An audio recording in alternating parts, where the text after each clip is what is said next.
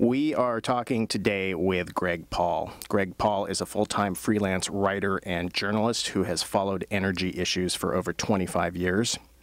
He is the author of several books that include The Complete Idiot's Guide to Saving the Environment, Natural Home Heating, The Complete Guide to Renewable Energy Options, Biodiesel, Growing a New Energy Economy, and he is here to talk about his latest book, The Citizen-Powered Energy Handbook, Community Solutions to a Global Crisis. Tell us, what was the motivation in writing your latest book, The Citizen-Powered Energy Handbook, Community Solutions to a Global Crisis? I think that the primary motivation was that the challenges that we face regarding energy as we move forward here are so enormous. The need to make a shift between our current total dependence on fossil fuels to shift from there to a greater dependence on a broad range of renewable energy strategies. That challenge is so enormous that we need to do more than just changing out light bulbs and insulating our homes. While that's very important, and I certainly encourage everyone to take those individual steps, we need to start thinking even beyond that in order to make this shift as quickly as possible. And so the idea of thinking in terms of larger groups of people, and especially community, to make some of these renewable energy strategies work on a larger scale. And so the book's primary focus is on collaborative ventures of one kind or another, community-based, in order to help push that process along. So can you give us a brief overview of the different solutions that are currently available to us? Mm-hmm. Well, there's a broad range of them, and they're covered pretty fully in the book, but and it tends to follow each individual renewable strategy. So solar power makes a lot of sense in most cases.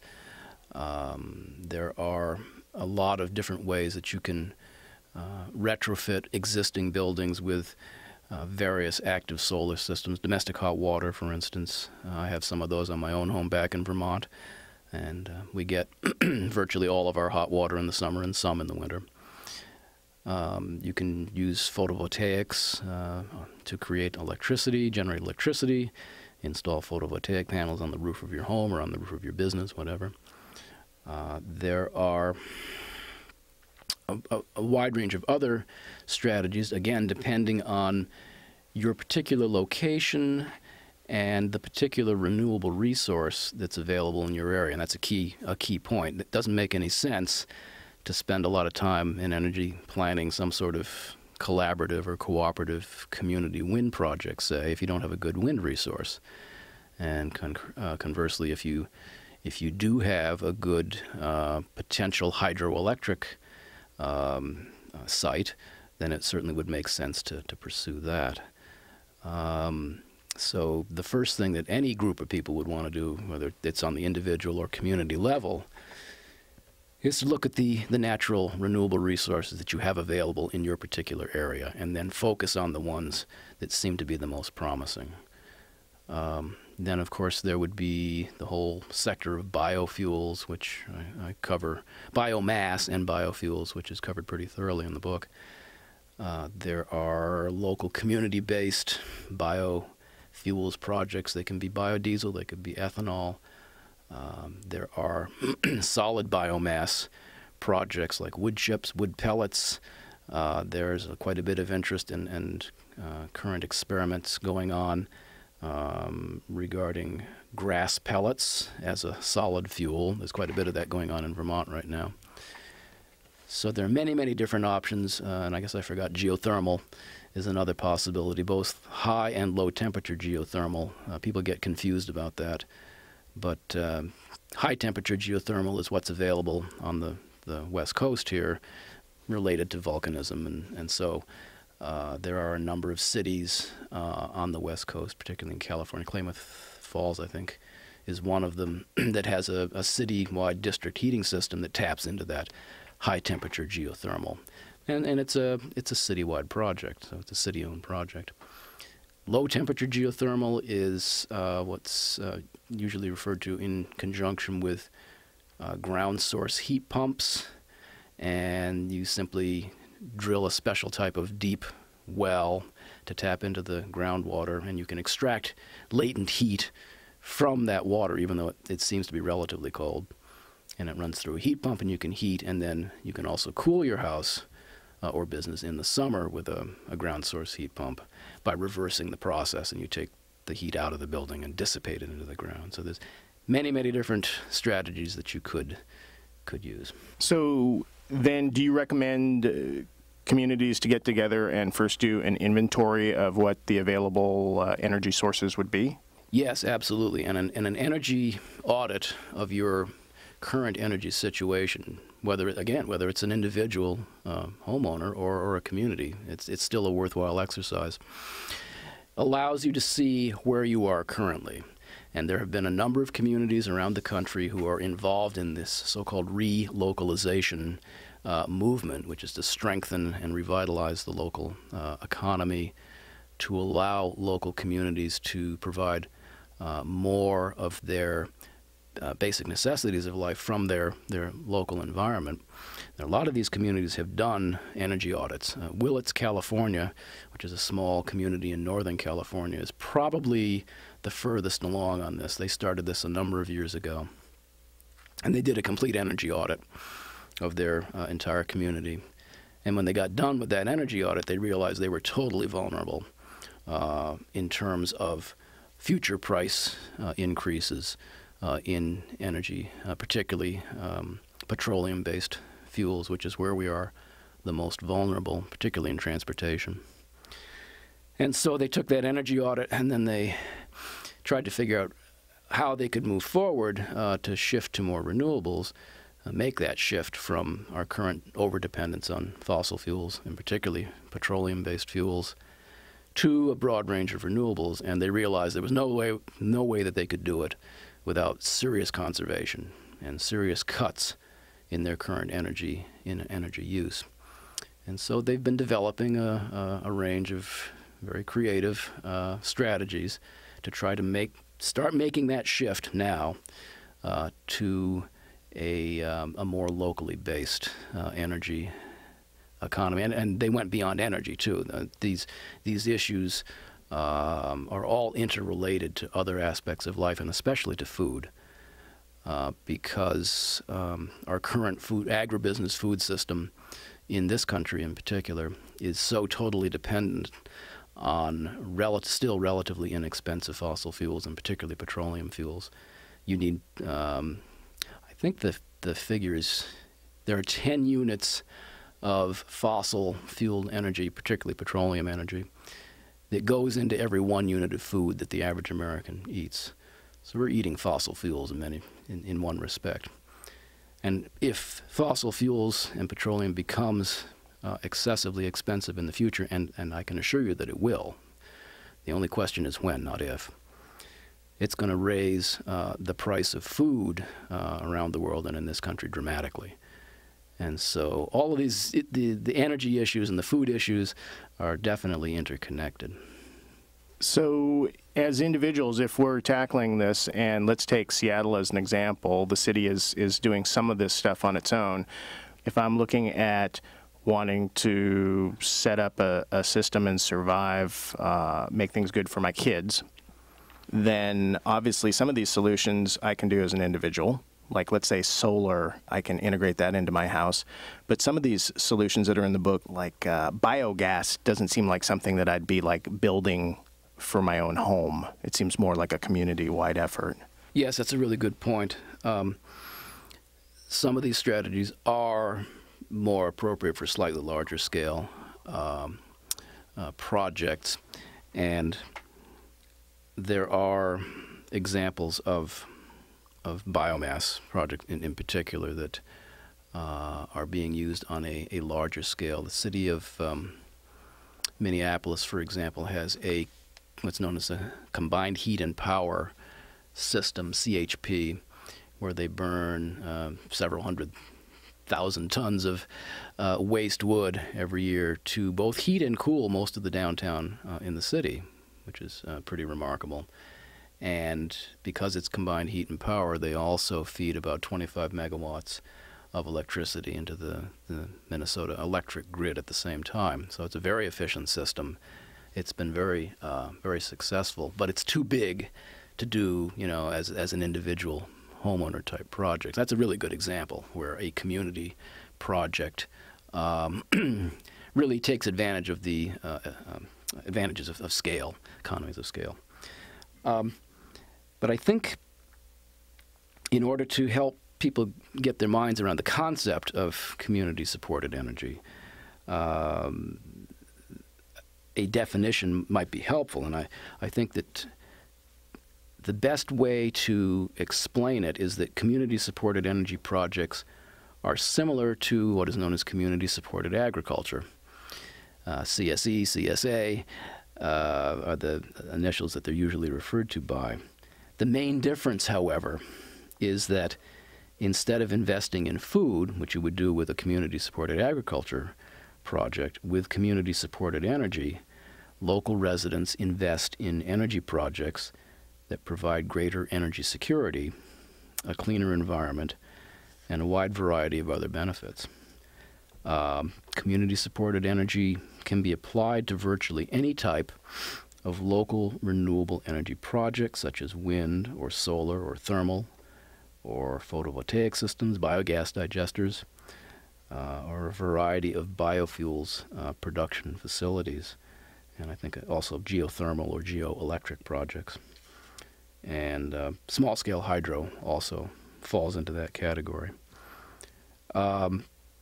Community-supported energy projects have a number of advantages. They create new jobs and business opportunities right in your own community, which is a real plus. They generally tend to expand the tax base. They can also generate new income in the local economy.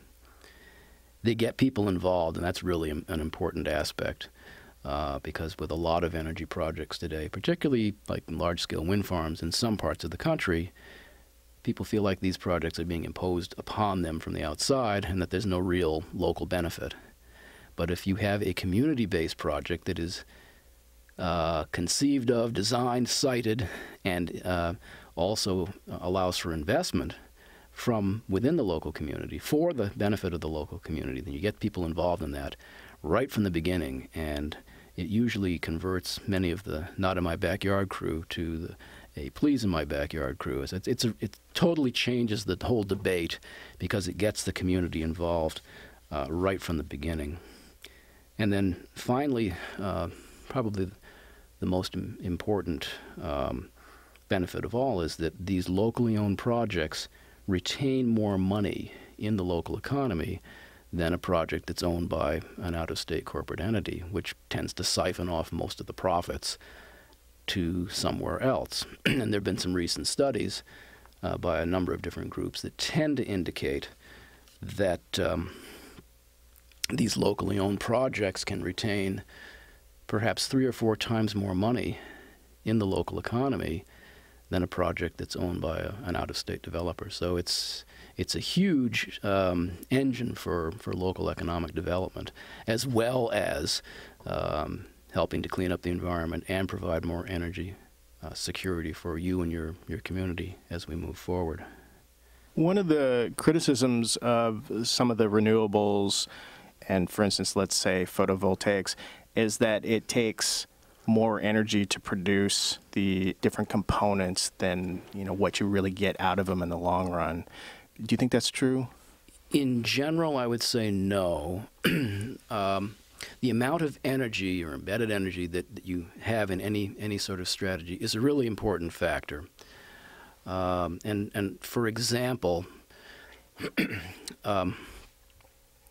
the amount of energy that you put into making ethanol out of corn, and this is a somewhat controversial topic, to say the least, but and depending on whose study you believe, there's a general consensus that it takes roughly for every 1 unit of energy that you put in to produce a unit of ethanol, you get back 1.34 units. So it's just slightly positive. And that's corn-based ethanol, which is the least efficient of the strategies, and in my personal opinion has no long-term potential because it simply isn't sustainable in the long run. Biodiesel, by comparison, again, depending on whose figures you believe, there's a general consensus that you get about 3 units of energy back out for every 1 unit of fossil energy that you put in. So it has what's referred to as a positive net energy balance. When it comes to various other renewable technologies, photovoltaics is one that you mentioned. There is a fairly high amount of energy involved in the production, the manufacture of those products, but the amount of energy that they are going to create over their lifetime is far more than any embedded energy that there might be. So I think the main point that people should take away from this is that, first of all, there are no perfect solutions here. This is an imperfect world, and all of us need to start looking at these options that we have, this broad range of renewable options, and adding up all of the advantages and then adding up all of the disadvantages, and there are always disadvantages to every strategy, and then comparing those two and trying to decide whether the advantages outweigh the disadvantages. And if the advantages outweigh the disadvantages, then that's certainly a sensible strategy to pursue. Can you share with us some of the more inspiring efforts or projects that you came across in working on your book? Sure. I think the Danish wind industry in general is a really good example, and one of the first examples of community-owned energy projects. Denmark is generally regarded as the leader in the world wind sector. But what most people don't realize is that most of the early Danish turbines were smaller or mid-sized turbines that were owned by local community members, farmers, and other community groups in small clusters. And they were owned through wind cooperatives in one form or another. So they were literally community-owned, and there are thousands of these all over the place in Denmark. That idea has been borrowed by other European countries as well, and Sweden and in England, and especially in Germany, where there are huge wind farms all over Germany. I've seen many of them up close personally, and they're really remarkable. And after a while, you get used to them. They just kind of blend into the countryside, and you see those huge turbine blades just spinning slowly in the wind, and it's almost like a kinetic sculpture. So it's really, I don't mind them at all. In North America, this idea of community ownership has now been transferred to North America. It's beginning to catch on around the country. It's still in its early stages, admittedly. One of the best examples is a wind project in Toronto known as WindShare, which is a large commercial-scale wind turbine in downtown Toronto, right on the lakefront. And it's 50% owned by the WindShare Cooperative, which is composed of, I think it's 427 members, each of whom own a share in this turbine. The other half of the turbine is owned by Toronto Hydro, which is a local utility.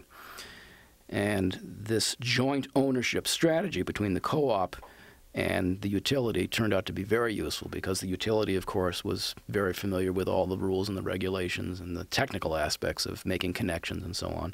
And the co-op, of course, didn't have that experience, but they had the interest in the community ownership side. And so they combined their efforts, and has been an extremely successful project, so successful that they are now planning a second turbine. There's a smaller scale, slightly different type of project located in Hull, Massachusetts, which is just outside of Boston. And the community of Hull has a municipal utility of its own, And quite a few years ago, they had an early first-generation wind turbine, which they were experimenting with.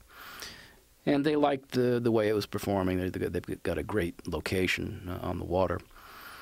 And so they installed a Hull, what's now known as Hull Wind 1, which is a commercial-scale turbine, owned by this little utility.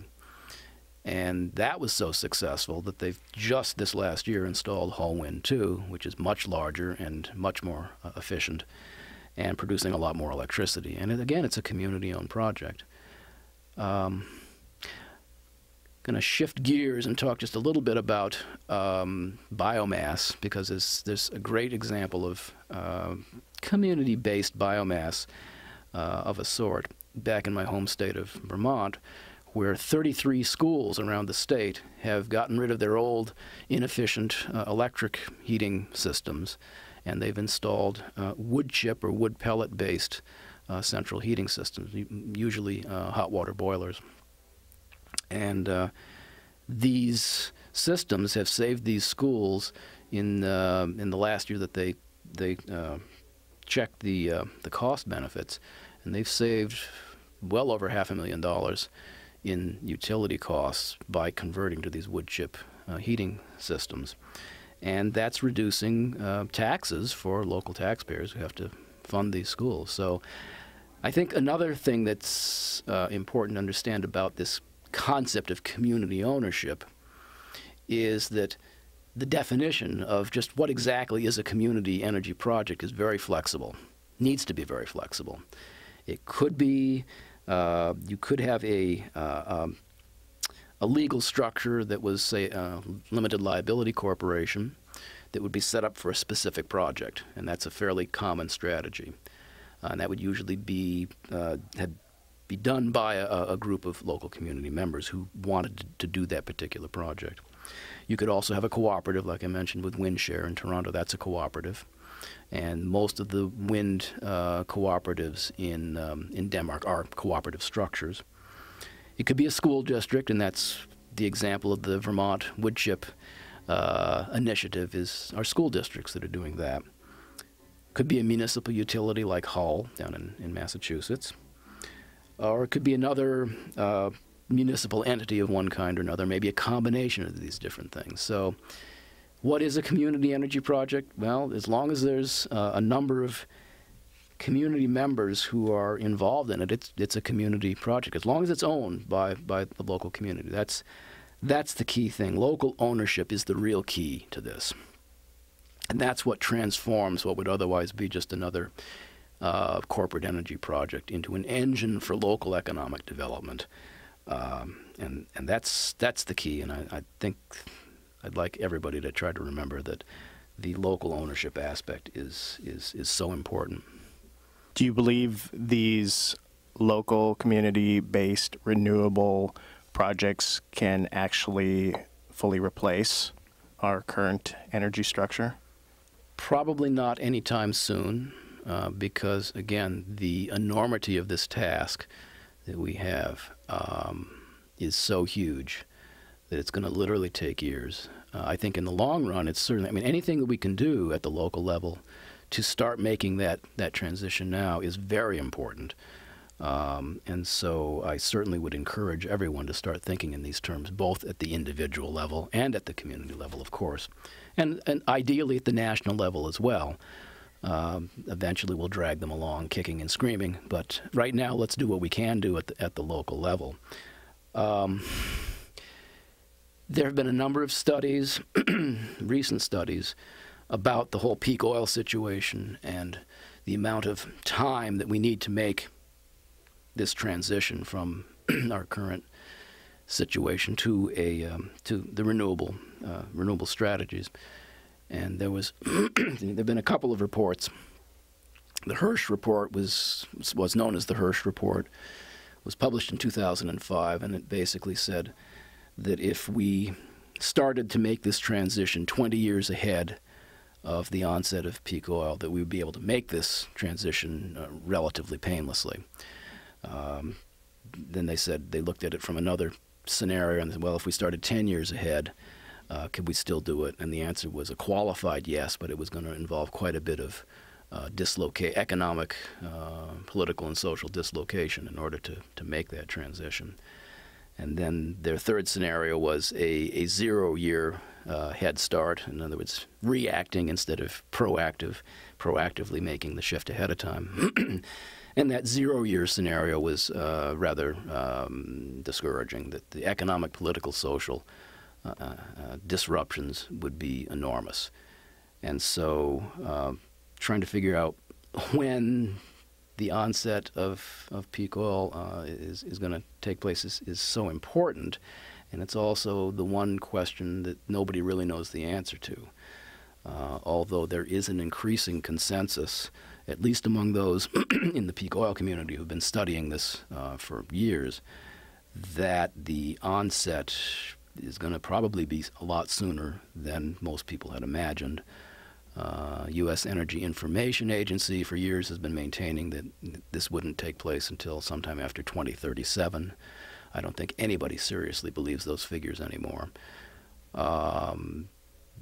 There is one geophysicist named Ken DeFeus who wrote a number of books on the subject recently, and in his 2005 book, he predicted that peak oil would take place in December, I think it was, of 2005.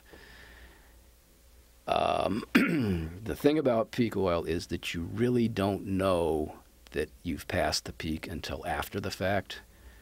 And so it will take probably 3 or 4 or more years of global oil production statistics in order to look back and say, oh, yeah, it did happen whenever, several years ago.